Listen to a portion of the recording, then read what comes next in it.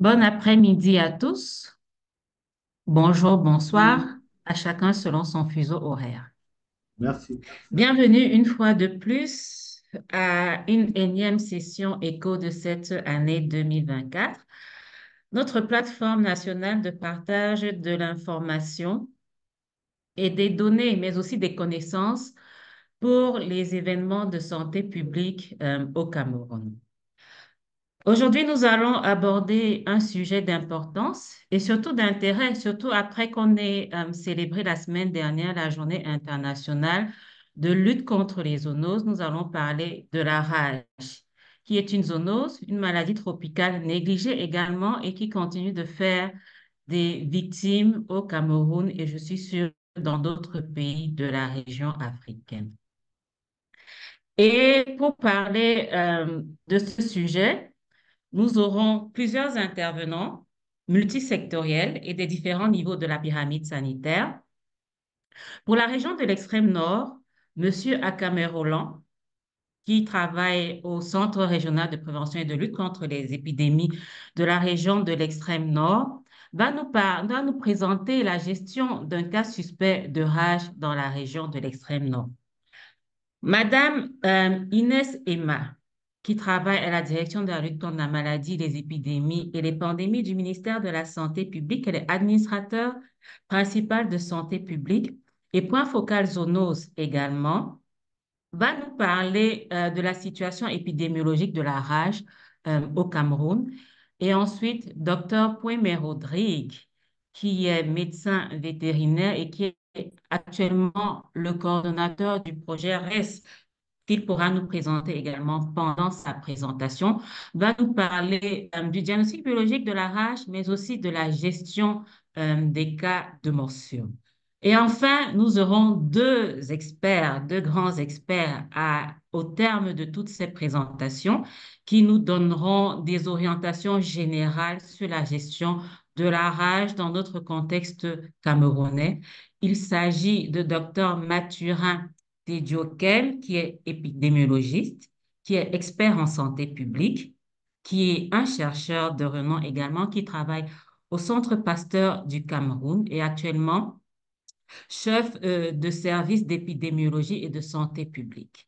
Nous aurons également Dr Fessom Jean-Marc, qui est vétérinaire également, épidémiologiste, il est expert une seule santé.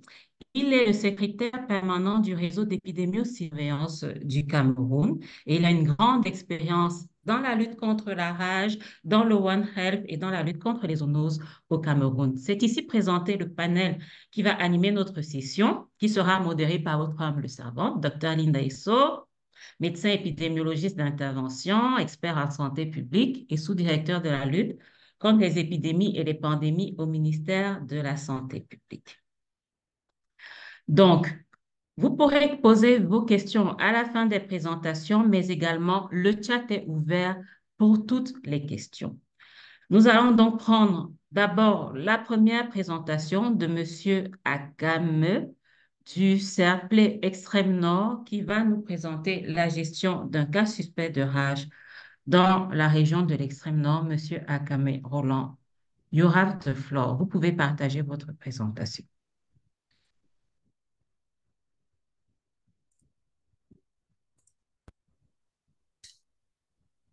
Merci, Madame le directeur, de m'avoir passé la parole. Euh, je vais donc vous partager l'expérience que nous avons eue dans la gestion d'un cas de morsure de chien suspecte au district de santé de Marois 1.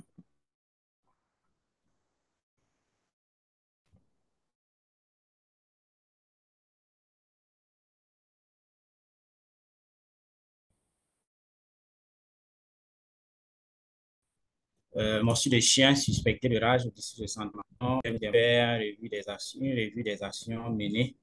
Ensuite, nous allons présenter les défis opérationnels.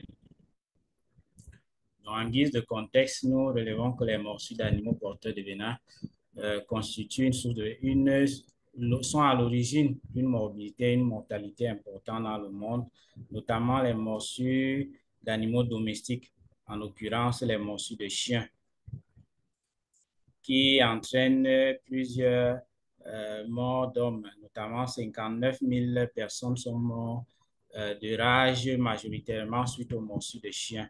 Et 56 à 94% de ces morsures sont véritables, sont notifiées dans les pays à revenus faibles et intermédiaires en Afrique.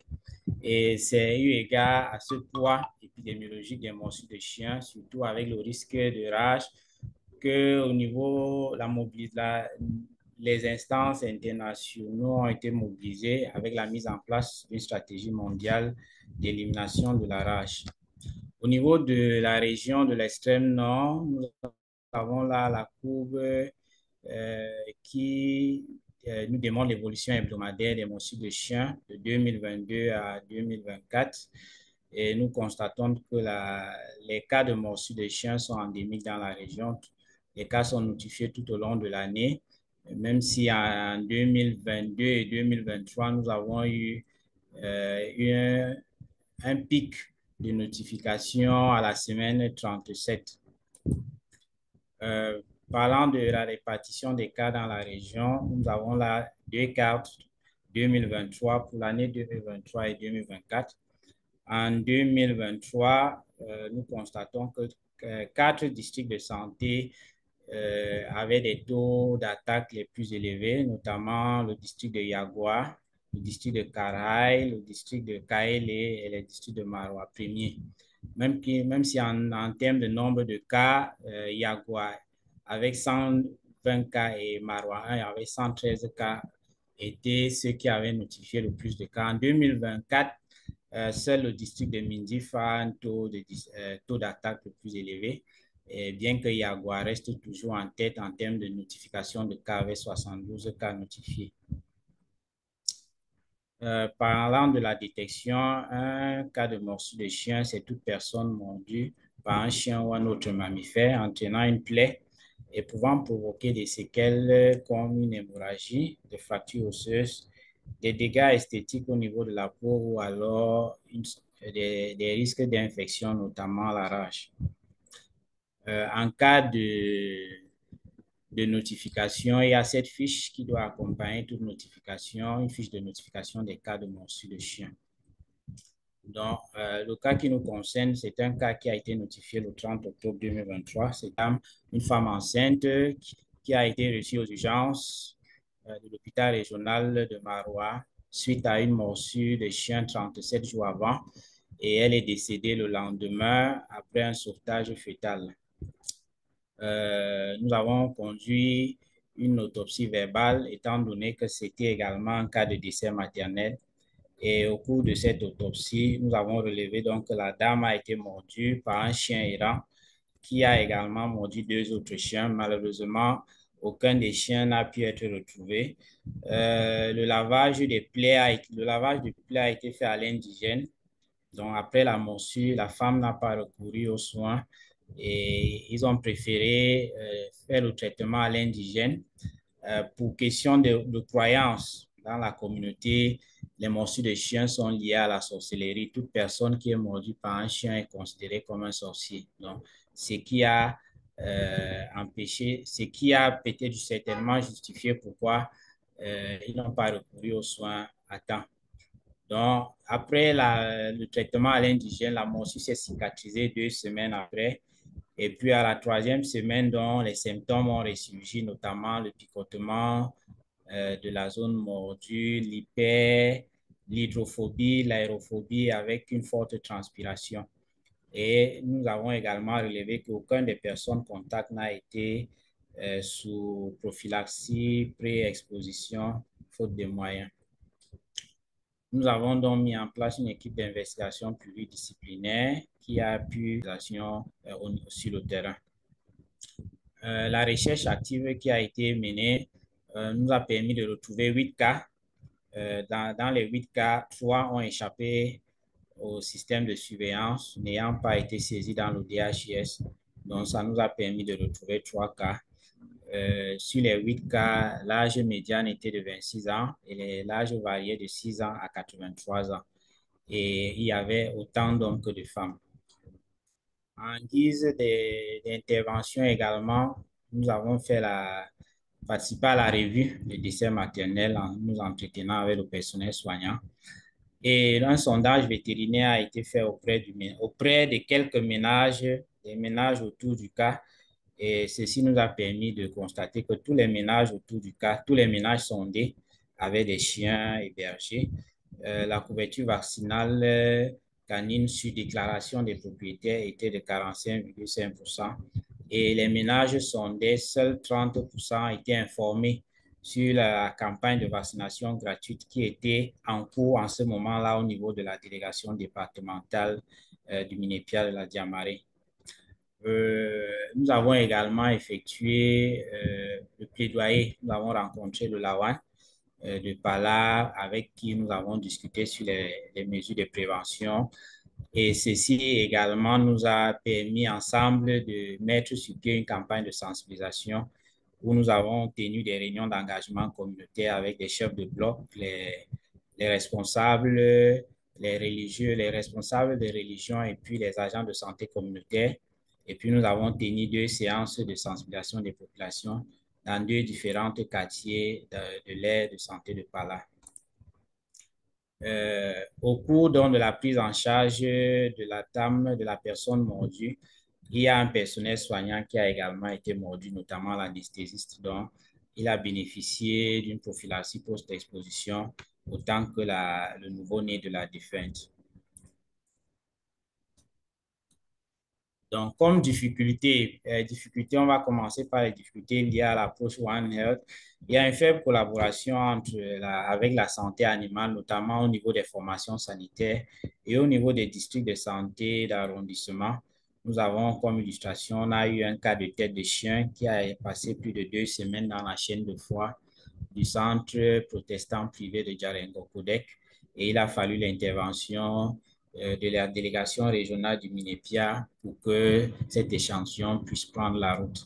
Nous avons également des défauts, des échanges de contacts, les responsables des 2 sectoriels qui n'ont pas toujours les contacts de leurs collègues.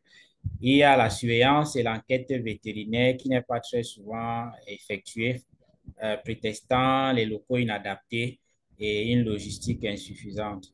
Il y a également l'absence de mécanismes juridiquement contraignants pour la mutualisation des ressources des 2 sectoriels.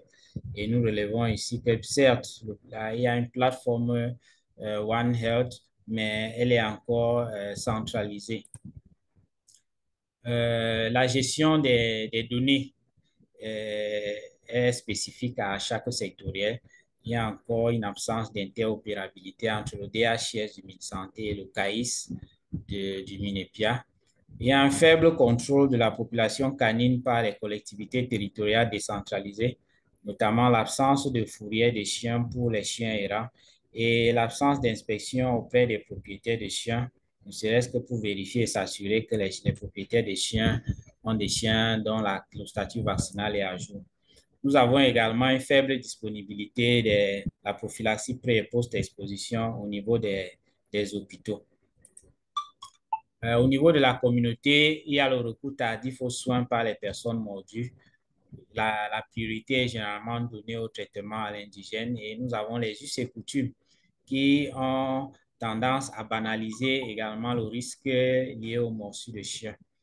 Il y a une irresponsabilité également des propriétaires de chiens, notamment avec la faible couverture vaccinale des chiens et puis la forte population des chiens abandonnés ou errants. Nous constatons que beaucoup de propriétaires de chiens, une fois qu'ils n'ont pas assez de moyens pour continuer à nourrir ou encadrer et héberger les chiens, ils les relâchent dans la nature. Nous avons également l'abattage et la consommation des chiens suspectés de rage avant un quelconque prélèvement. Au niveau de la communauté, toujours, nous avons l'ignorance de la population. Pendant les séances de sensibilisation que nous avons menées, nous avons constaté que beaucoup ignoraient le risque de mort lié à une morsure de chien. Beaucoup ignoraient également les responsabilités légales du propriétaire de chien vis-à-vis de la personne mordue. Il y a également le manque de moyens financiers, étant donné que la vaccination est coûteuse et généralement les personnes mordues, une fois qu'ils se rendent à l'hôpital, lorsqu'ils sont référés pour la prophylaxie, n'ont généralement pas de ressources et préfèrent rentrer à la maison. Mais au niveau des forces et opportunités, nous constatons une bonne collaboration entre les sectoriels au niveau régional et au niveau des districts de santé des chefs-lieux départementaux. Nous avons également comme opportunité la mise en œuvre du projet RIS dans 4 districts pilotes, Marois 2, Marois 3, Didibis et Kaélé, avec les points focaux de surveillance de ces districts qui ont été formés et les TDRH qui ont été disponibilisés auprès des délégations départementaux UNEPIA. Il y a également la mise en place des comités One Health dans les districts de Maroua 3, de Vélé et de Moutourwa avec l'appui du partenaire Croix-Rouge française. Là, nous avons à l'image quelques actions que nous avons menées sur le terrain, notamment la rencontre avec le Lawan, et c'est notable, et puis la réunion d'engagement et les séances de sensibilisation au niveau de la communauté. Merci de votre bien aimable attention et nous restons à l'écoute pour toute préoccupation et pour toute contribution pour enrichir cette présentation. Merci.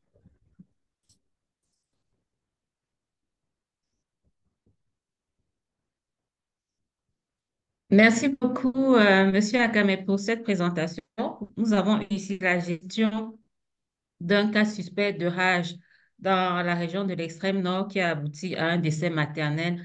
Malheureusement, Monsieur Akam relève bien les problèmes de sensibilisation de la population, mais également les problèmes de croyances qui viennent entraver la prise en charge précoce des morsures de rage, la prise en charge effective des morsures de chien, pardon, mais également il a ressorti les problèmes de collaboration intersectorielle. Ça nous montre encore la place importante du One Health dans la gestion de cette zoonose qui continue de faire des décès en 2024. Chers participants, nous vous prions de garder vos questions. Vous pouvez les mettre dans le chat ou les garder pour les poser à la fin des différentes présentations. Nous allons tout de suite passer la parole à Madame Inès Emma de la DLM pour sa présentation sur la situation épidémiologique de la rage au Cameroun.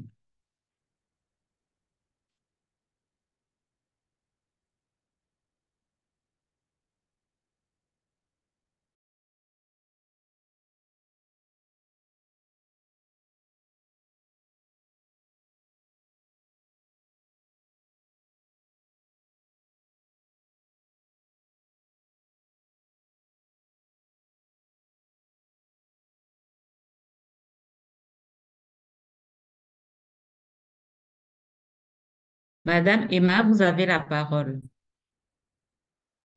Ah oui, bonjour à tous. Nous allons vous présenter l'épidémiologie de la rage au Cameroun. Notre présentation va suivre le plan ci-après. Diapo.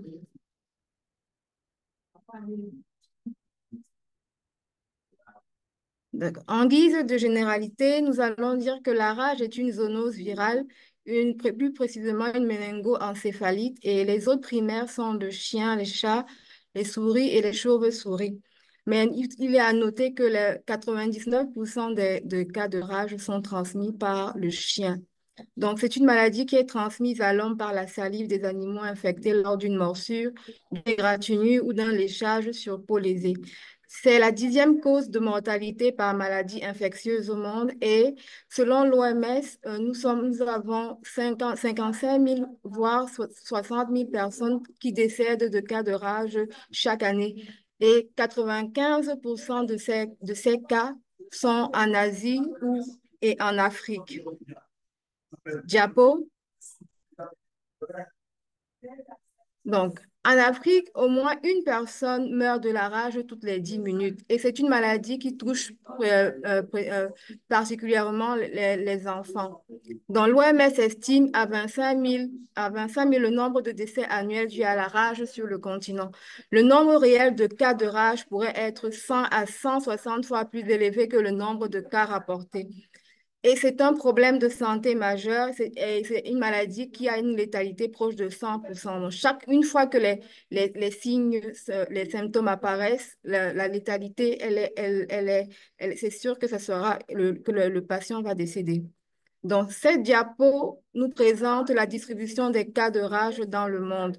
Comme nous l'avons dit tout à l'heure, nous voyons bien que l'Asie et l'Afrique sont les continents les plus touchés et en foncé, nous voyons les pays qui ont le plus rapporté le taux, les cas de rage, les décès suite à la rage dans le monde. Diapo.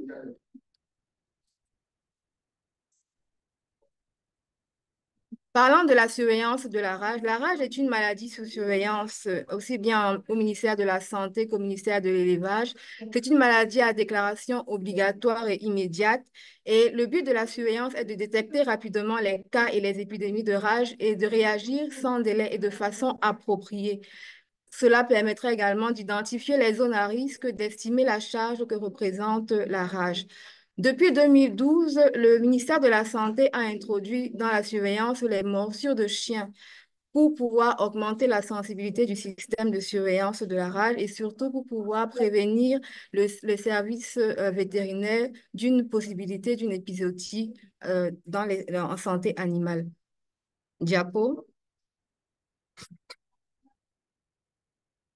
Concernant la définition des cas en santé humaine, euh, est considérée comme cas suspect toute personne ayant des nausées, fièvre, une hydrophobie, une anxiété, une agitation, une sensation de picotement anormal ou douleur à un site de morsure lorsqu'il y a un contact avec un animal enragé, lorsqu'un contact avec un animal enragé est suspecté. Pour le cas confirmé, c'est tout cas suspect confirmé par le laboratoire. Diapo. Concernant la définition des cas communautaires, la rage humaine, c'est toute personne souffrant d'angoisse, de maux de tête, de fièvre, de malaise, de sensations anormales, très souvent aussi d'une morsure par un animal. Pour les morsures de chien, c'est toute personne mordue par un chien. Diapo. Concernant la définition des cas en santé animale, pour la santé animale, un cas suspect, c'est un animal qui a reçu une morsure une morsure de personnes ou d'animaux et ou d'objets inanimés. Un animal qui a une hypersalivation, une paralysie, une agressivité anormale non provoquée et une vocalisation anormale.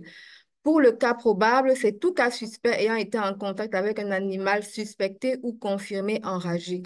Et un cas confirmé, c'est un animal suspect ou probable confirmé par un test de diagnostic standard tel que défini par l'OMS ou l'OIE. Diapo.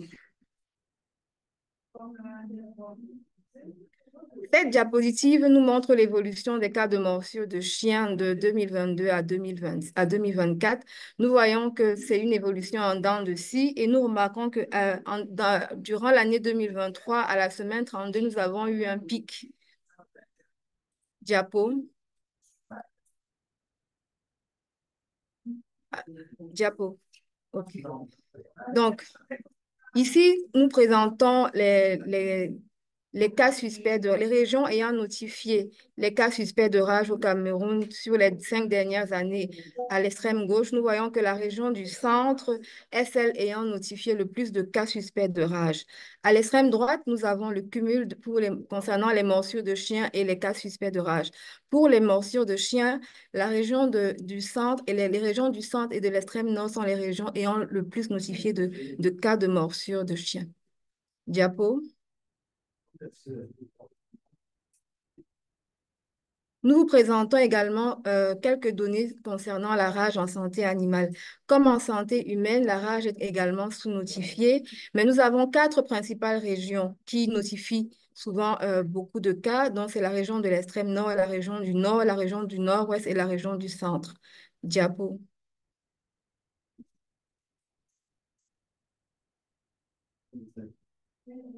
Concernant les données sur la maladie, toujours en santé animale, en 2018 et de 2018 en 2021, nous avons eu 327 cas suspects et 49 cas confirmés de rage animale, dont 22 cas dans la région de l'extrême nord, 10 cas confirmés dans le Mayo d'Aney et 9 cas dans la région du centre.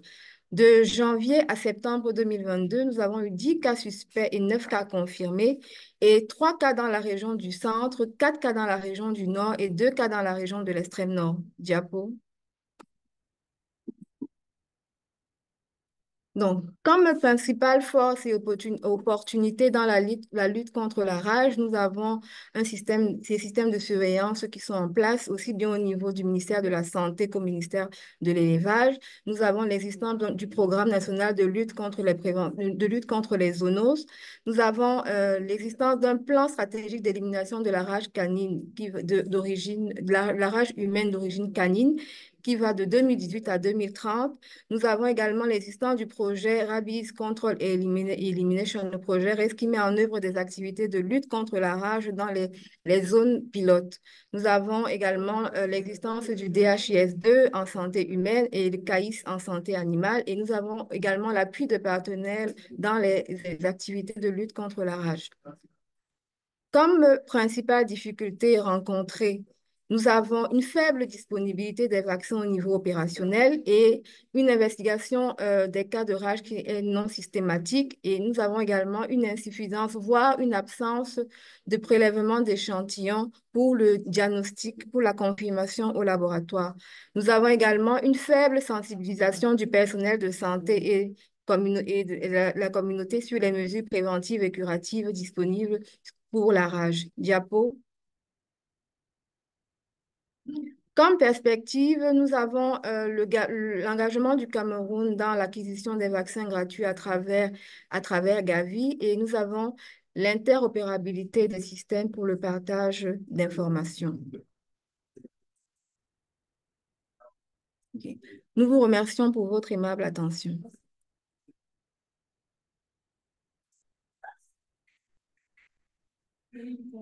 C'est nous qui vous remercions, Madame Emma, pour la présentation sur la situation de la rage au Cameroun, situation épidémiologique, mais également les forces en termes d'action entreprise au niveau national, mais également les faiblesses et les perspectives. Nous avons déjà des questions dans le chat, mais nous allons continuer d'abord avec la présentation suivante qui va aborder le diagnostic biologique et la prise en charge. Elle sera faite par Dr. Pouémé. En charge du diagnostic.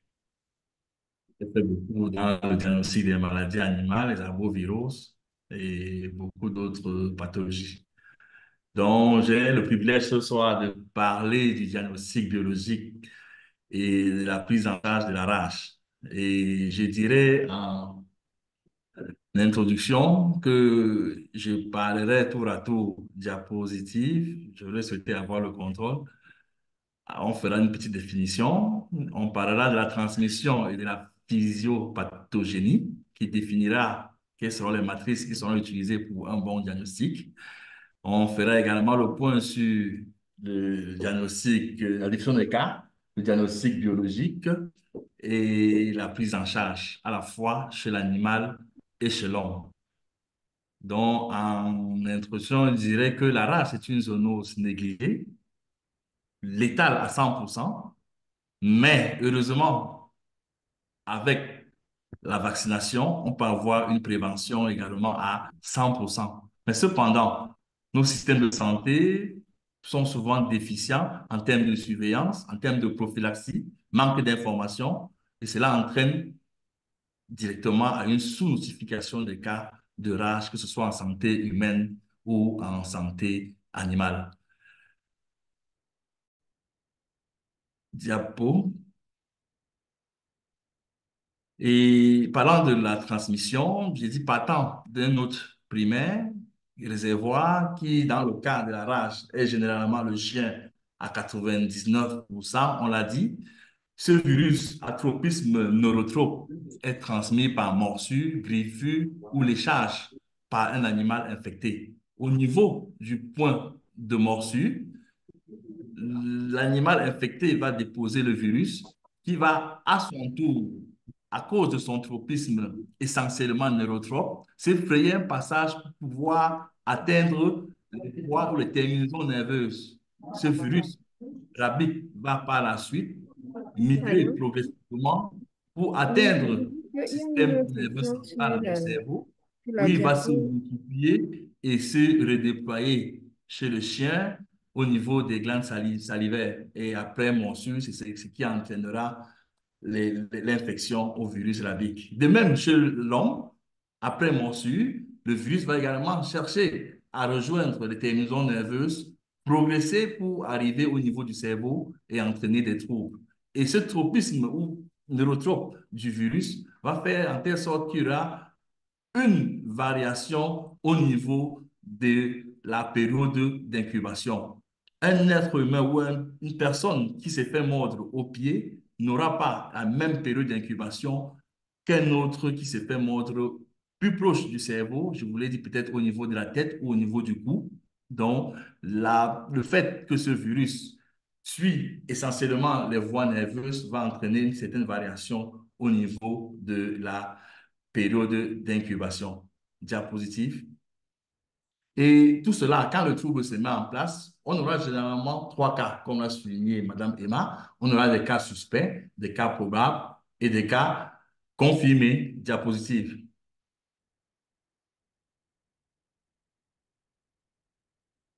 Voilà. En plus, dès que les cas, généralement les cas suspects sont mis en place, le vétérinaire procède généralement, l'animal est généralement mis en observation. Et cette observation qui est de 15 jours dans notre contexte fait que, et se justifie par le fait que, à partir du moment où le virus se retrouve dans la salive du chien et qui est morsu, ce chien a nécessairement 15 jours pour vivre. Donc, au-delà de 15 jours, la morsure n'aura pas été considérée comme contaminante.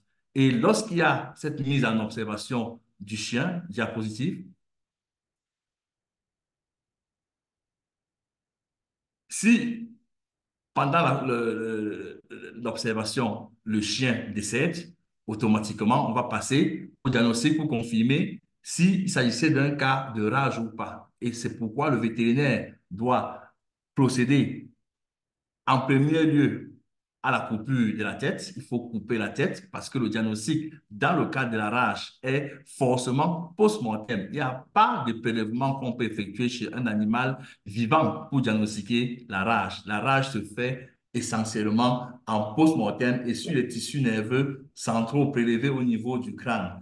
Dans le cerveau, on va chercher des parties tellement riches en virus que sont la corne en amont, le thalamus, le cortex cérébral, le cervelet ou le bulbe rachidien. Ces organes sont particulièrement riches en virus et c'est ce qui intéresse dans le diagnostic de la rage. Donc, dès que la tête est prélevée, envoyée au laboratoire, on mettra en place une batterie de diagnostic qui est actuellement en cours dans les laboratoires que nous avons au Cameroun, la navette, le centre Pasteur, un plateau technique qui permet vraiment de faire mettre en évidence le virus avec en précoce lorsque le prélèvement également est fait précocement.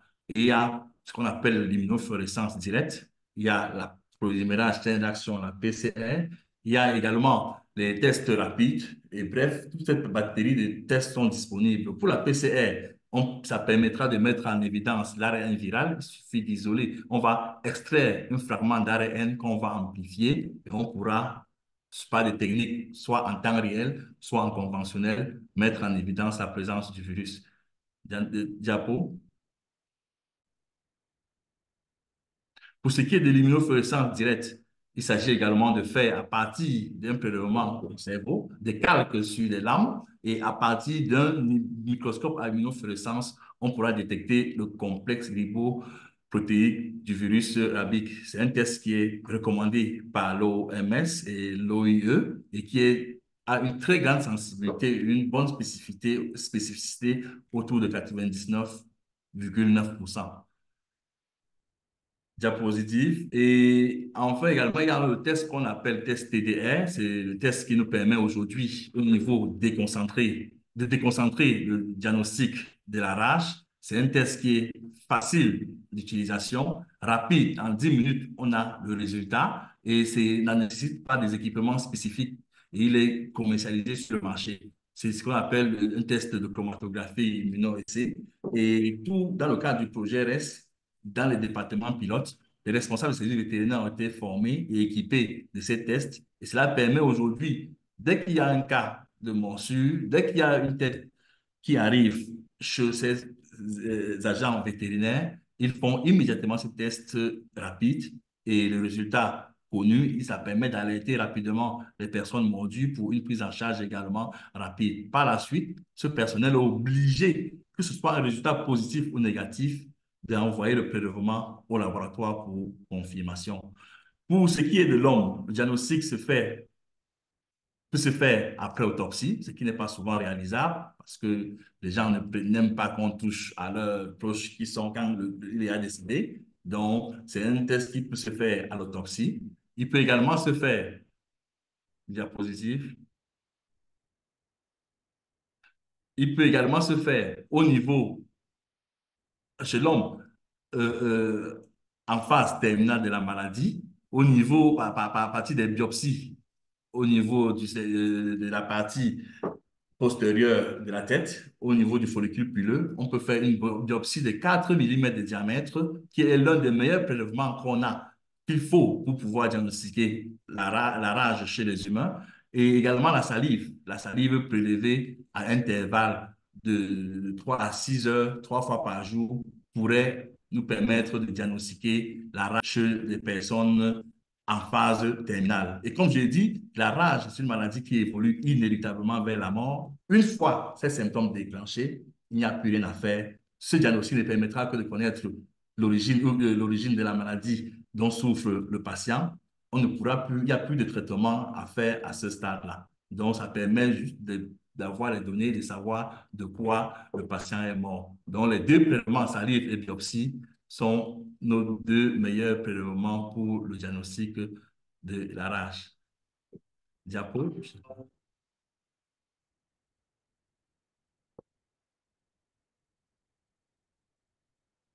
Diapositive. Okay.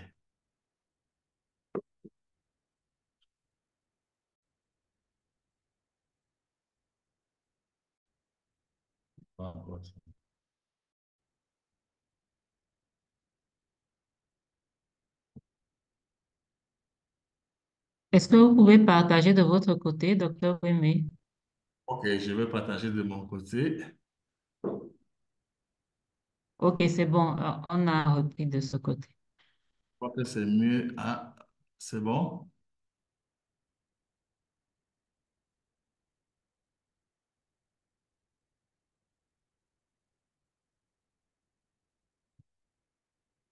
OK, j'étais au niveau du diagnostic biologique. On a dit chez l'homme, une fois les prélèvements, oui, si les deux prélèvements de valeur, que sont la salive et la biopsie de peau, qui sont faciles à effectuer, sont disponibles et arrivent au laboratoire, on mettra en place également cette même batterie de diagnostic comme dans le cas de diagnostic de la rage chez les animaux, la PCR et l'immunofluorescence. Diapositive. Oui, donc pour la PCR, on pourra déterminer l'ARN viral également, l'antigène viral pour l'immunofluorescence. Diapositive. Et ça nous a conduit à la prise en charge. Chez l'homme, la première étape de la prophylaxie post-exposition, quand vous avez en face de vous quelqu'un qui est exposé au virus abique par morsure ou griffure, il faut aussitôt que possible identifier toutes les plaies, les laver à de l'eau savonneuse pendant 15 minutes. Ça, c'est un principe qui permet de réduire significativement le risque de la rage. Donc, il faut absolument laver toutes les plaies abondamment à l'eau savonneuse. Ça, c'est très important en tout début de la prophylaxie, pour la prophylaxie post-exposition. Il faut éviter de faire des bandages ou bien des sutures avant qu'on ait commencé la prophylaxie post-exposition. Avant, il faut également signaler au vétérinaire la morsure et se rendre automatiquement dans les centres antirabiques. Au niveau des centres antirabiques, on va vous prendre en charge. Et c'est à ce stade qu'intervient l'aspect One Earth dans la gestion des cas de rage. Parce que le vétérinaire, quand vous allez signaler la morsure, il va automatiquement, comme on l'a dit tout à l'heure, mettre sous surveillance le chien et effectuer 3 visites pendant l'observation. La mise en observation dure 15 jours.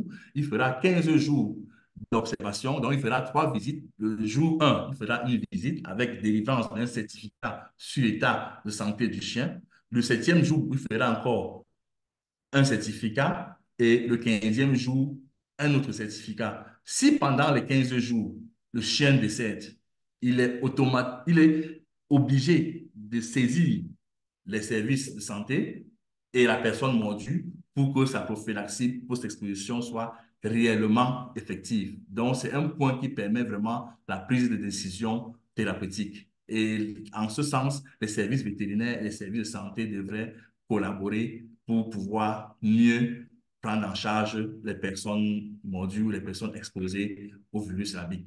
Chez les animaux sauvages, cette mise en observation dure environ 30 jours. Et c'est l'importance de cette mise en observation permet également à ceux qui n'ont pas assez de moyens, puisque en 15 jours, on conseille à la personne mordue de prendre ses premières doses de prophylaxie. Si au terme de 15 jours et qu'il a utilisé un protocole de 3 visites ou 4 visites, après 15 jours, il ne serait pas, si le chien est négatif, il ne sera pas obligé de prendre les dernières doses puisque c'est à un coût assez élevé. Et parlant de cette prophylaxie qui sera mise en place, les centres de santé ou les centres de vaccination au niveau national ont plusieurs protocoles. Et le protocole le plus courant, c'est le protocole intramusculaire Etienne Zagreb, avec des doses qui varient et des visites également, nombre de visites également qui varient. Diapositive. Et pour des morsures de catégorie 3, c'est-à-dire des morsures vraiment proches du cerveau, des morsures où il y a eu vraiment déchirure de la peau, on utilise les immunoglobulines. Les immunoglobulines sont utilisées, mais le fait que ces immunoglobulines sont rares sur le marché est très, très coûteux. Les études ont montré qu'une prise en charge précoce avec des vaccins que nous avons protège réellement et à 100% contre tout type, même les morsures de catégorie 3. Il y a également une autre technique, une autre voie d'administration qui est diapositive et recommandée par l'OMS, c'est la voie intradermique, qui est actuellement réalisé au Centre Pasteur, qui permet, au lieu d'avoir plusieurs passages, 3, 4 passages, qui permet de résoudre le problème de prophylaxie post-exposition juste en 2 passages, J0 et J7. Ça utilise un très faible volume de vaccins. Ça permet également de faire des économies et il est également moins coûteux. Il y a un soutien financier qui est offert à certains pays d'Afrique par la structure Gavi qui prône ou bien qui offre le vaccin gratuitement à ces pays pour pouvoir effectuer la prophylaxie post-exposition ou pré-exposition dans leur pays. Le Cameroun est en voie, avec le projet RES, de soumettre sa candidature avec l'appui du ministre de la Santé pour pouvoir, les années à venir, obtenir les vaccins et pouvoir rendre ça disponible dans tout le territoire national. On dira qu'il est important pour nous de contrôler la rage du chien, d'éviter les morsures, de prendre en charge les morsures et de faire une vaccination pour les cas de prophylaxie pré- et post-exposition. Donc, voilà un peu ce que j'avais à dire sur le diagnostic et la prise en charge. Merci.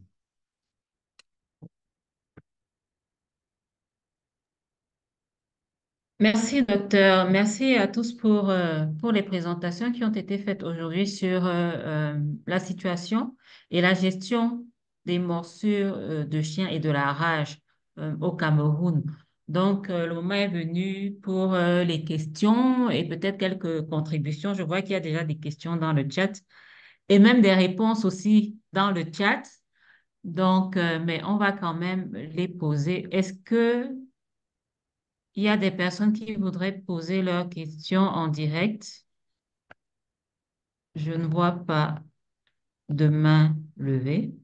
N'hésitez pas à lever le doigt. Nous avons encore quelques minutes. Je vais privilégier ceux qui veulent poser les questions en direct. Je vais passer la parole à Madame Nicole. Ensuite, Monsieur Mingwaga Fabrice. Madame Nicole. Ok. Bon après-midi à vous et merci pour la parole donnée. Ma première question s'adresse au docteur Kwame Rodrigue. N'oubliez pas de vous présenter. Oui, moi, c'est Masson Nicole. Je suis infirmière de profession et parallèlement, je suis étudiante de deuxième année santé publique, promotion de la santé à l'UQAC, à l'Université catholique d'Afrique centrale. Je suis particulièrement intéressée par ce thème, vu qu'il c'est pratiquement le thème de mon mémoire. Mon mémoire porte sur les zoonoses. Donc, je voudrais demander à monsieur, au docteur Kwame Rodrigue, vous nous avez donné, vous venez de nous parler un peu de la conduite à tenir quand on a quelqu'un qui s'est fait mordre par, dont le chien a mordu, dont le chien a mordu.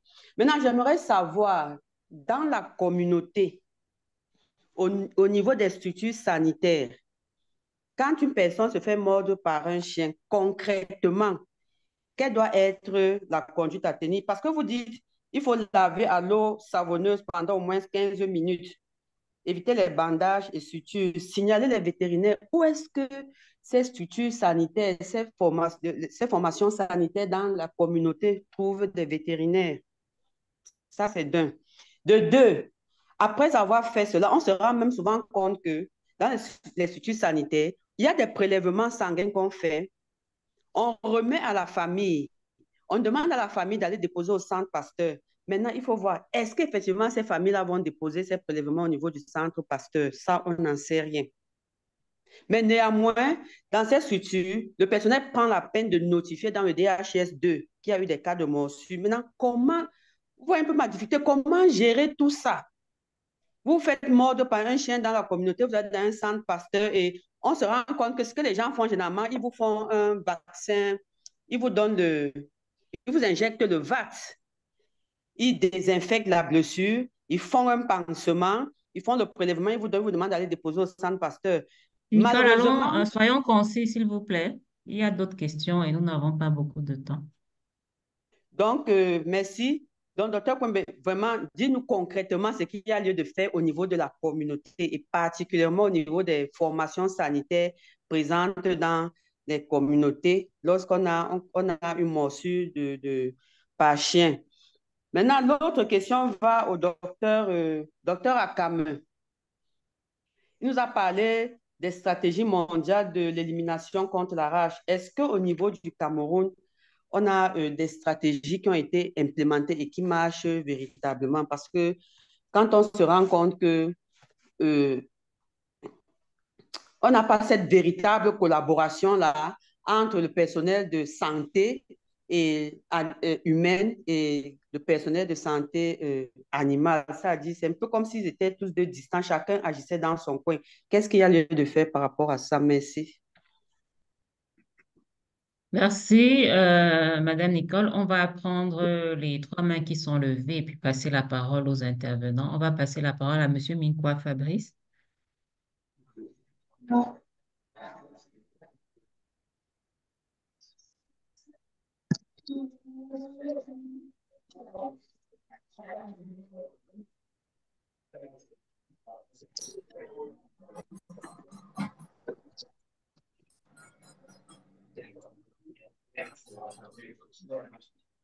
Monsieur Fabrice, vous Allô? avez la parole, s'il vous plaît. Oui, Oui, oui, allez-y. merci, docteur Bissou, de me passer la parole. Euh, je ne serai pas long dans mes propos. Je suis docteur Minkwa, je suis chef de service de la lutte contre la maladie à la sous-direction de la santé pénitentiaire. Et étudiant en master santé publique. J'ai des petites questions. Vraiment, ça va peut-être dans le prolongement de la première intervenante. Je voulais savoir, est-ce que devant tout cas de morsure par chien, il faudrait systématiquement envisager de commencer un calendrier vaccinal, d'autant plus que souvent, Oui. Oui.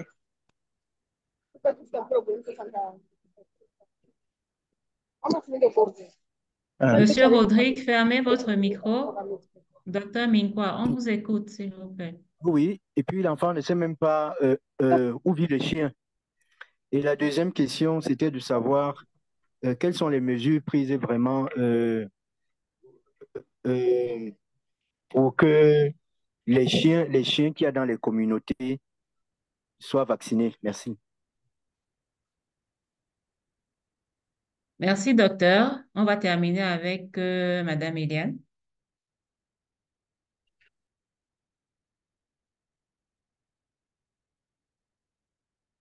Madame Eliane Pamo. Oui, docteur, merci, docteur, de me passer la parole, merci. Je suis Madame Pamo Eliane, cadre dans la surveillance au CP littoral. J'ai deux questions. Ma première question, c'est par rapport à la rupture que nous observons dans la région du littoral, depuis près de, je vais dire, ça va déjà à 3 mois, que nous sommes en complète rupture du vaccin anti-arabique dans la région. Et face à cela, on ne sait pas quoi faire. Parce que à chaque fois que nous avons réunion de surveillance, parce que lors de nos réunions de surveillance, nous avons toutes les parties prenantes qui assistent à nos réunions. Et à chaque fois, le chef de centre de vaccination se plaint toujours du fait que la rupture perdure. À un moment donné, elle a essayé d'entrer en contact avec les autres régions. Jusqu'à présent, on n'a pas trouvé de solution. Et de plus en plus, on a des personnes qui sont mordues par des chiens qui arrivent chez nous au centre de vaccination, mais qui rentrent sans vaccin. Et sans que plus on est mordu par un chien, plus on n'a pas pris le vaccin, on a plus de risques. Heureusement pour nous, au moins, depuis qu'il y a rupture, on n'a pas vraiment eu de cas suspects de rage. Heureusement pour nous. Donc, j'aimerais savoir comment est-ce que le niveau central, face à cette situation, essaye de pouvoir aider les régions. Et également, ma deuxième question, elle est celle-ci. Nous avons un souci dans la région du littoral. Je ne sais pas si dans d'autres régions, c'est la même chose. On a un problème avec la surveillance déjà des morsures des chiens et des cas suspects de rage. Pourquoi? Parce que les formations sanitaires elles-mêmes ne connaissent pas la conduite à tenir en cas de morsure de chien. La communauté, elle, généralement, quand une personne est mordue, la première des choses qu'elle fait, c'est qu'elle se rend dans une formation sanitaire. Mais la plupart des formations sanitaires ne savent même pas que quand on a fini de faire peut-être les premiers soins, de renvoyer au centre de vaccination international pour la prise en charge. Parce que c'est là-bas qu'on a des personnes formées pour comment est-ce que même une prise en charge se fait face à une morsure, que ce soit des chiens ou des chats. Qu'est-ce qu'on fait, qu'est-ce qu'on ne fait pas? Donc, on a ce souci et on aimerait que aussi le niveau central nous accompagne dans ce sens-là, la sensibilisation. Nous, la région, on essaye, mais nous sommes limités. Il faudrait, par exemple, des flyers, je sais pas, des boîtes à images, et peut-être des séances, je sais pas, je sais pas comment on va faire pour que les formations sanitaires soient de plus en plus impliquées. Comment savoir, comment est-ce que la surveillance des morsures de chiens se fait. Donc, ça, c'était mes deux préoccupations, docteur. Merci beaucoup, euh, Madame Pamo. Très bien, on va passer aux réponses. On va commencer par passer la parole à Docteur Pouémé, qui a une question sur la conduite à tenir effectivement au niveau des formations sanitaires devant les cas de morsure de chien et également par rapport à la systématisation de la vaccination devant tout cas de morsure, même si on ne connaît pas l'état vaccinal du chien. Je pense que là, ce sont les questions qui étaient directement adressées à docteur Pouémé. Monsieur Akam répondra et peut-être que Madame Emma l'aidera également sur les stratégies de lutte contre la rage au niveau national et les problèmes de collaboration intersectorielle. Et Madame Emma terminera avec l'approvisionnement en vaccins antirapiques dans les différentes régions du Cameroun et nous pourrons appuyer. Docteur Pouémé. Ok, merci, Madame la directrice. Je dirais à Madame que la conduite à tenir dans les communautés lorsqu'on est mordu par un chien est simple. Comme on l'a dit, primer des choses, aider la personne, dire à la personne de laver toutes ses blessures, ses plaies abondamment avec l'eau et du savon.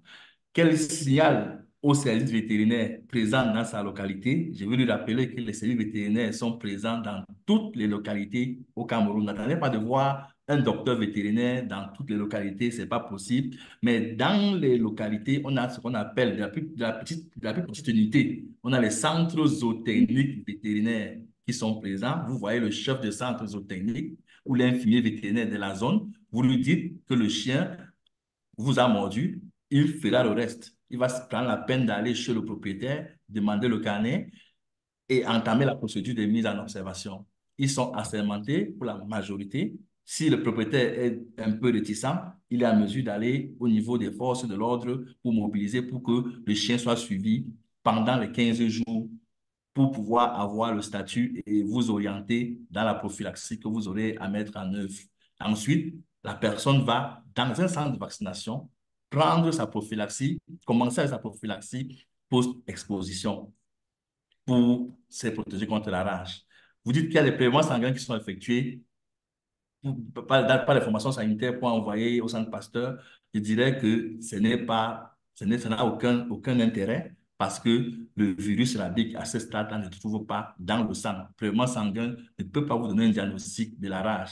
Le diagnostic de la rage se fait automatiquement, soit par la salive en phase terminale chez quelqu'un qui fait déjà les signes de rage, ou alors soit par la biopsie de la peau au niveau de la nuque, comme on l'a dit.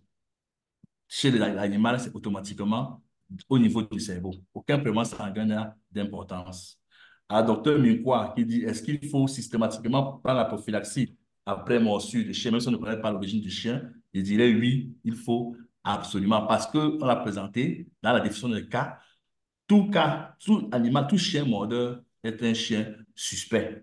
Il faut commencer avec sa prophylaxie en attendant que le chien soit mis en observation et que le service vétérinaire vous dise que le chien, après 15 jours, il est vivant, il n'a pas de souci. On pourra considérer sa morsure comme non contaminante. Mais un chien mordeur est un cas suspect de rage. Il faut absolument commencer sa prophylaxie pour être en sécurité. Ça, c'est ce que je voulais dire. Je ne sais pas si j'ai répondu à la question.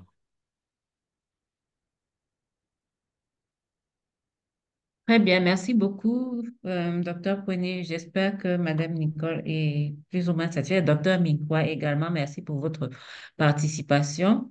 On va passer la parole à Monsieur Akame et puis à Madame Emma.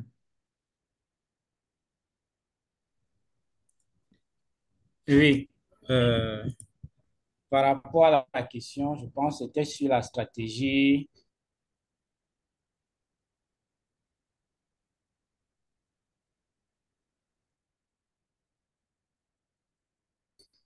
mondiale d'élimination de la rage d'ici 2030.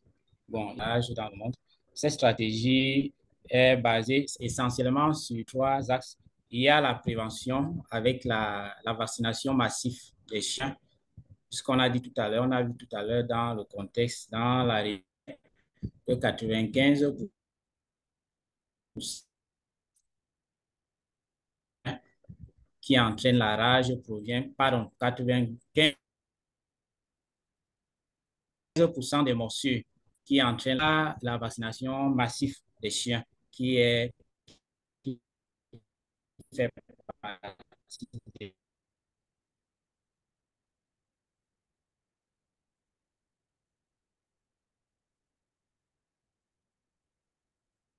Je des pense que premières Monsieur stratégies. Akame, L'autre chose également, c'est la prophylaxie post-exposition. Ça, c'est du côté des hommes. La prophylaxie est coûteuse. Si la prophylaxie pré-exposition. Oui. Allô? Allô? oui, oui, allez-y, vous avez quelques soucis de connexion. Peut-être que vous Allô? terminerez dans le chat rapidement. OK, donc il y a la prophylaxie post-exposition avec la disponibilité la mise à disposition des vaccins. Et puis il y a la plateforme One Health qui a été mise en place au niveau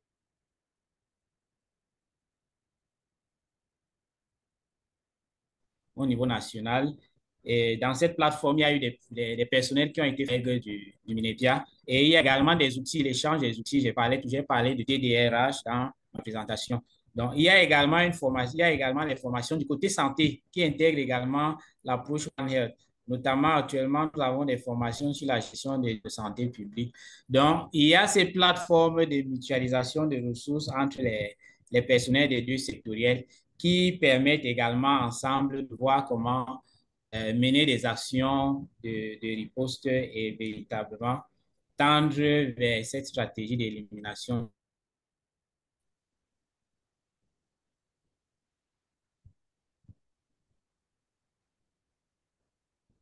OK, Madame Emma, vous avez complété sur les stratégies en place en insistant sur le fait évidemment que nous avons un plan stratégique au niveau national et la gestion de la disponibilité des vaccins antirabiques pour les humains, bien sûr. D'accord. Merci de me passer la parole. Donc, concernant les stratégies, pour ajouter à ce que M. Akame vient de dire, nous avons un plan stratégique d'élimination de la rage humaine d'origine canine que nous avons, qui court de 2018 à 2030. Et à l'intérieur de ce plan, nous avons des axes stratégiques qui vont reprendre les stratégies, certains axes qui sont contenus dans la stratégie internationale pour l'élimination de la rage d'ici 2030.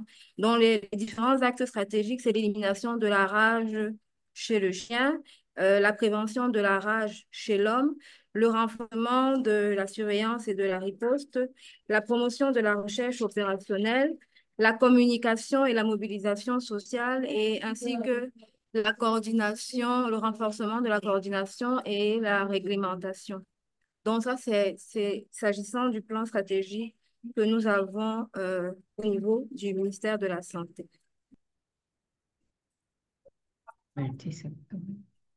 Maintenant, concernant les ruptures en vaccin, nous avons au niveau de, je sais que depuis je crois 1 ou 2 mois, on avait une rupture au niveau du Centre Pasteur concernant les vaccins antirabiques et également au niveau des centres de vaccination internationale. Allô, je ne sais pas si on m'entend. On vous entend, Madame Emma. OK. Donc, les mesures et les actions ont été au niveau du Centre Pasteur depuis pratiquement 2 mois. Les vaccins sont disponibles au niveau de la région du centre. Au Centre Pasteur à Yaoundé, il y a des vaccins qui sont à nouveau disponibles, ainsi qu'au Centre de vaccination international qui est à Hygiène Mobile. Je pense qu'il y a une antenne du Centre Pasteur également qui est à Douala où on peut trouver les vaccins. Peut-être le CPC va nous en dire plus tout à l'heure quand Dr Tejoken va prendre la parole. Mais on a des vaccins disponibles actuellement à Garoua, au CPC de Garoua, à l'antenne de Douala et également au CPC à Yaoundé. Concernant les centres de vaccination, les vaccins disponibles, nous avons les vaccins disponibles au centre de vaccination internationale de Yaoundé, d'hygiène mobile, dans la région du centre. Nous n'en avons pas à Garoua, à Maroua et également dans le littoral. Donc, ça, c'est ce que nous pouvons dire concernant la situation pour les vaccins. Merci Madame Emma. Je vais continuer en exhortant les régions et le niveau opérationnel à toujours communiquer et documenter les situations spécifiques qu'on peut retrouver au niveau des régions. Une rupture de vaccin antirabique ne peut ne pas être documentée. Peut-être que ça a été fait. En tout cas, ça a échappé à la DLM. Si ça a été le cas, ça ne peut ne pas être documenté. Vous voyez qu'il y a, même si c'est pas des stocks optimaux et un minimum de stocks de vaccins au niveau national et dans certaines régions qui peuvent éventuellement être redéployés en cas de besoin. Donc, il faut toujours documenter les situations spécifiques qu'on peut retrouver dans les différentes régions. Merci pour ces différentes réponses aux questions. Je pense que la plupart des questions qui se sont retrouvées dans le chat ont pu trouver une réponse.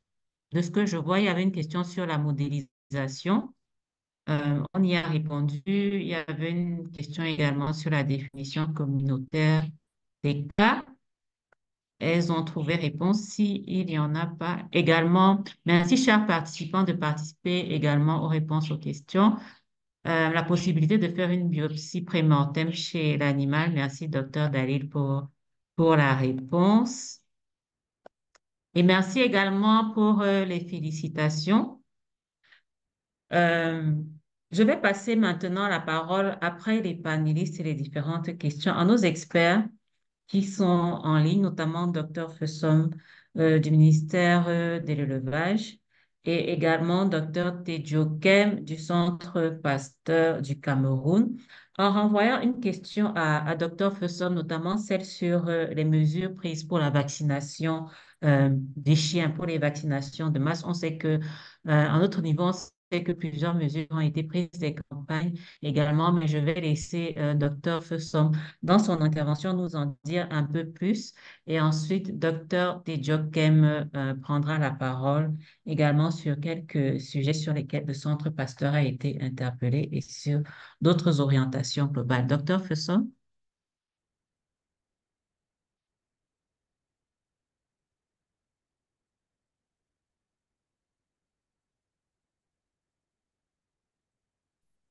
Allô, vous m'écoutez? Très bien. OK. Merci, Madame le directeur, de me passer la parole. Merci aux orateurs et aux différentes questions qui ont été posées. Je pense que les questions et les présentations montrent à suffisance l'importance de cette maladie et surtout la multisectorialité et l'intégration des différents aspects de la pyramide sanitaire dans sa gestion. Peut-être les éléments qu'il faut ajouter, c'est que la rage était la première zoonose prioritaire et que la communauté joue un rôle important, mais aussi les CTD. Donc, ça voudrait dire que c'est la première zoonose qui a été décentralisée dans sa gestion, en posant la question spécifique au-delà de la vaccination de masse contre cette maladie-là, qui permet de pouvoir protéger la population humaine. Euh, Qu'est-ce qu'on fait quand on a des chiens dans des quartiers ou bien dans des zones reculées où il faut pouvoir procéder à cette vaccination-là ou à protéger euh, les humains? Bien évidemment, la rage est la première maladie pour laquelle certaines actions doivent être prises au niveau de la communauté avec les CTD. C'est une maladie qui a été décentralisée selon son mode de gestion. Il faut dire qu'elle fait référence aussi à la loi 006 du 16 avril 2001 portant nomenclature et règlements zoosanitaires des maladies du bétail réputées légalement contagieuses à déclaration obligatoire, où on définit un peu ce que Dr Pouémé et Madame Emma ont précisé sur les aspects liés à la surveillance et à la gestion. Et au niveau de la communauté, bien évidemment, l'action de la communauté qui ne notifie pas ou bien qui ne dit pas qu'elle a un chien, ça devient un élément qu'il faut prendre en compte avec les aspects socio-anthropologiques. Et il ne faut pas oublier une chose, c'est que le chien aussi est victime de rage. Le chien, c'est le meilleur ami de l'homme. Et dans sa gestion, il faut prendre en compte ces aspects spécifiques. Donc, la communauté, chaque acteur doit jouer son rôle spécifiquement dans le cadre de cette maladie-là. Si on revient sur les piliers mondiaux en rapport avec cette gestion de la maladie, on va voir bien que l'engagement communautaire participatif est un élément important, dont la surveillance à base communautaire. La gestion, hein, parce qu'au Cameroun, on consomme les chiens, sont des éléments qu'il faut prendre en compte. Et surtout, la relation entre le vétérinaire, le médecin, ne doit pas se limiter au niveau central, comme on l'a dit, mais au niveau plus bas. C'est un exemple même de l'approche d'une seule santé dans son opérationnalisation. Ça voudrait dire que le chien a mordu dans une localité. En fait, l'information ne doit pas revenir au niveau central avant de redescendre dans l'autre pyramide sanitaire. avec la mise en observation des chiens et les échanges entre les responsables locaux, ce sont les éléments qu'il faut prendre en compte en amont de ce processus-là. Donc, par rapport à la question, je pense que c'est le rôle des CTD et dans les vaccinations qu'on a spécifiquement pour certaines activités transférées avant le projet RIS, le MINEPIA mettait des ressources euh, dans dans son budget, mais c'était des ressources transférées dans la gestion au niveau de la communauté, au niveau de la mairie, pour non seulement les voiries municipales et les forêts municipales pour les animaux, mais aussi la mise en œuvre spécifique de la vaccination. Donc voilà, cette cartographie des partenaires là qui est important à prendre en compte, où le MINEPIA peut faire le travail, le MINSanté peut faire le travail, la mairie ne peut ne pas faire le travail et ensuite on se retrouve à la même situation dès le départ. Et peut-être un dernier élément en termes de perspective aussi, dans cette opérationnalisation-là, c'est de prendre en compte, comme on l'a dit, il y a d'autres espèces. Quand on va vers l'élimination, il y a la faune sauvage, il y a les chauves-souris. Et voilà quelques éléments que je voulais ajouter, Madame le modérateur, Madame le directeur. Merci. Merci beaucoup, docteur Fessom, d'avoir trouvé du temps pour nous aujourd'hui et pour tous ces éclairages. On va tout de suite passer la parole à docteur Tedjokem.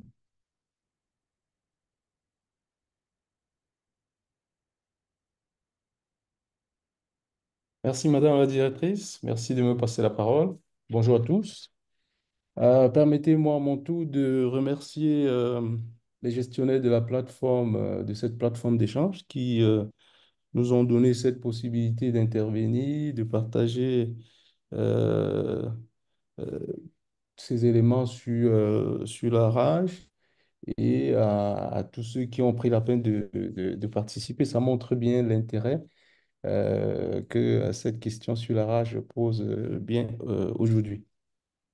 Donc, je voudrais également dire merci à tous les trois orateurs qui nous ont présenté des éléments très importants, très nets dans le cadre de la surveillance et de la gestion des cas suspects ou des morsus de chiens, pour dire les choses plus clairement. On a très bien euh, revu depuis la présentation de messieurs Akame le cas poignant lié à la rage de ce décès maternel. Il y en a comme ça un peu dans la communauté qui ne sont pas connus. Et c'est des choses que nous ne souhaiterons plus que cela arrive, tout simplement parce qu'on a des éléments qui peuvent permettre de prévenir tout cela.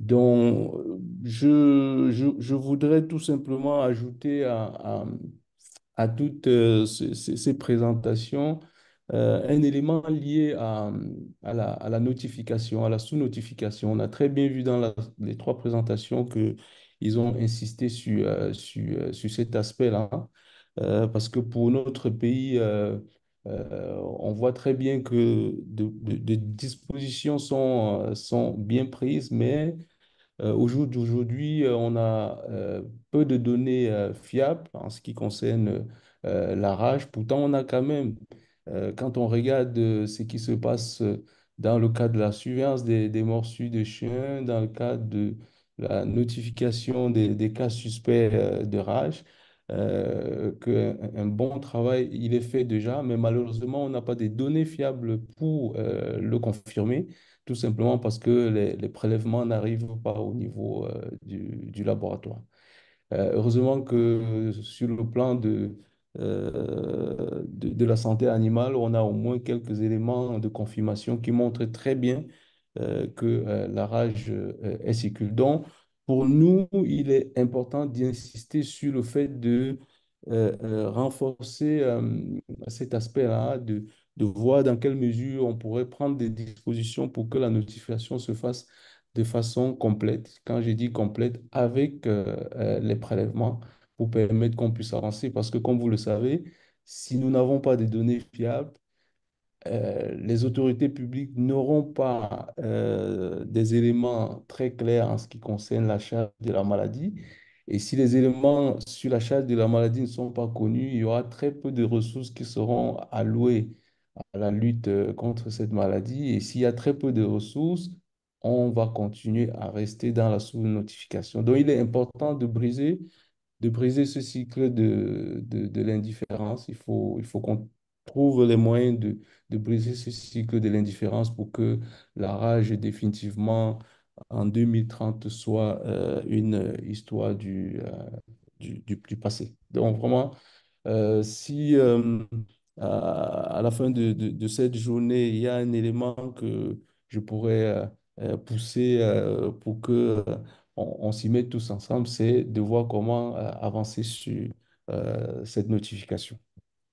En ce qui concerne la prise en charge, je pense également que le tableau a été très, très bien présenté. On voit aujourd'hui qu'en termes d'accès géographique, il y a des efforts qui ont été faits. Aujourd'hui, on voit au niveau de la ville de Yaoundé, de la ville de Douala, à Bafoussam, à Maroua, à Garoua, qu'on a des centres anti-rabies, mais des efforts également devraient continuer à être faits pour que les autres centres de vaccination au niveau des régions puissent prendre la main pour proposer euh, cette prise en charge post-exposition aux personnes mordues. Bien sûr, la question des ruptures des vaccins se pose pratiquement tous les ans. C'est un problème qui est très souvent lié aux questions de production. Mais on réussit très souvent à anticiper pour que la durée soit moins longue. Comme l'a dit Madame Emma, nous avons bien connu cette rupture, mais depuis pratiquement 3 mois, on est à flot. Les vaccins sont disponibles. Et donc, il serait important dans des situations comme celle qu'on vient de décrire du côté du littoral de prendre contact avec notre centre. Et même si vous ne pouvez pas vous approvisionner directement à notre annexe à Douala, on peut organiser cet approvisionnement à partir d'ici. L'objectif, c'est de sauver des vies et le Centre Pasteur ne saurait retenir les vaccins à son niveau. Donc voilà, je vais terminer, Madame la modératrice, en disant que ceci était pour moi une très très belle occasion d'écouter les différents orateurs, de relever toutes les questions intéressantes qui ont été posées et nous espérons peut-être dans d'autres contextes apporter des éléments euh, aux autres questions qui ont été posées. Moi, je pense ici à la formation des personnels médicaux et puis de cet agent de santé de Makenene qui dit que les cas de morsure, pour la plupart à Makenene, le traitement repose entre les mains du ciel. On ne voudrait plus que ce soit cela. Hein. Il faudrait qu'on ait des réactions qui sont tout à fait standardisé et bien organisé. Merci beaucoup. Merci beaucoup, Dr. Tedjokem, pour votre intervention, qui vient encore renforcer la nécessité d'avoir des systèmes de surveillance robustes du niveau communautaire et que les données puissent remonter jusqu'au niveau où elles peuvent permettre la prise de décision, notamment le niveau national. Donc, chers collègues, notifions encore et surtout renforçons la collaboration multisectorielle. Elle ne se fait pas qu'au niveau national. Je pense que ce n'est pas le niveau national qui va venir renforcer la collaboration entre les différents acteurs, que ce soit au niveau communautaire, au niveau opérationnel, et etc. Renforçons. Il y a des plateformes de coordination qui sont pilotées par les autorités administratives dans lesquelles les différents secteurs peuvent avoir les contacts nécessaires pour gérer les cas de morsure de chien, les cas de suspicion de rage et tout ce qui implique une collaboration multisectorielle, une collaboration dans le cadre du One Health. Donc, chacun de nous est vraiment responsable de l'effectivité de cette collaboration-là dans la petite unité de laquelle il est responsable. Et ça va même permettre aussi une mobilisation plus facile des ressources. On le sait, même si en ce moment, le vaccin anti-rabique est disponible, il faudra qu'on puisse payer. Il faudra que les personnes mordues aient les capacités de payer. Et souvent, ce n'est pas le cas. Elles sont obligées d'avoir des interventions, d'avoir la collaboration avec la mairie pour prendre en charge la prophylaxie post-exposition, par exemple. Mais aussi, docteur Premier l'a dit, on a cette perspective-là d'avoir des vaccins via Gavi. La requête est en cours d'élaboration. Et on espère que bientôt nous ne serons plus face à ces situations où nous avons des personnes désespérées qui ne peuvent pas profiter de la vaccination. Donc, nous arrivons au terme de notre session d'aujourd'hui. Merci encore grandement à tous les panélistes et aux experts qui ont participé à l'animation de cette session. Merci à tous les participants. Je vois cette participation multisectorielle vraiment qui nous fait plaisir. Petit à petit, on va arriver à ce que nous souhaitons en termes de One Health et de collaboration multisectorielle grâce à la participation de tous. Euh, Nous sommes donc au terme de cette session. Merci à tous. La prochaine session portera sur la continuité de nos webinaires sur la surveillance de la mortalité. N'hésitez pas à nous faire part des thèmes que vous aimeriez voir soulevés pendant nos sessions éco. Vous recevez des mails de la plateforme. Ça veut dire que vous pouvez communiquer sur les thèmes que vous aimeriez voir abordés en dehors des urgences auxquelles nous faisons face dans le cadre de la surveillance épidémiologique. Merci à tous. Bon après-midi et à la prochaine session. Merci, Merci. Madame. Merci. Bonne journée à vous et à Merci à tous. Bonne soirée. Merci, Madame le directeur. Et bonne fin Merci, de semaine à chers tous. collègues, Merci pour à votre tous. part. Merci, Madame la directrice. Merci à tous et bon week-end. Example, the incident report form that I was speaking of earlier.